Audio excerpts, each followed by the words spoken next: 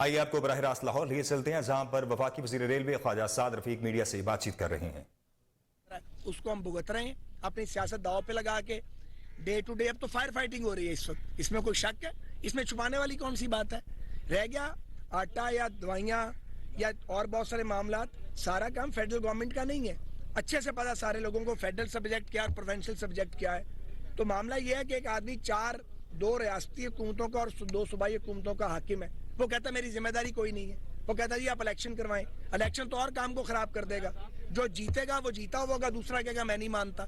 जब तक political dialogue नहीं होगा, जब तक पॉलिटिकल डायलॉग नहीं होगा तमाम सियासी कुव्वतों का कि आगे मुल्क को लेके कैसे जाना है, और रियासती अदारे जब भी उसके अंदर ऑन बोर्ड नहीं होंगे, तो ये क्राइसिस तो चलता रहेगा।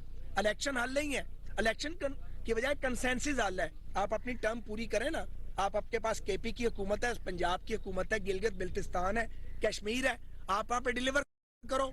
हमें भी काम करने दो। इलेक्शन में अपनी अपनी परफॉर्मेंस लेके आएंगे।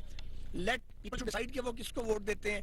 पर इलेक्शन से पहले एज ए पॉलिटिकल वर्कर मैं समझता हूं सियासी कुव्वतों को बैठना पड़ेगा, बशमूल पीटीआई के।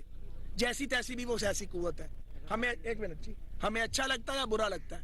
हम उन्हें अच्छे लगते हैं, बुरे लगते हैं। हम ही स्टेक होल्डर्स हैं, हमें ही एक दूसरे के साथ गुजारा कर रहे हैं। जितनी जल्दी ये बात समझ आ जाएगी उतनी जल्दी ये क्राइसिस ओवर होने की तरफ जाएगा, वरना किसी के हाथ कुछ नहीं आएगा। राणा साहब एक सवाल, राणा साहब सिर्फ एक सवाल, अगर स्पीकर वज़ीर ख़ारजा साद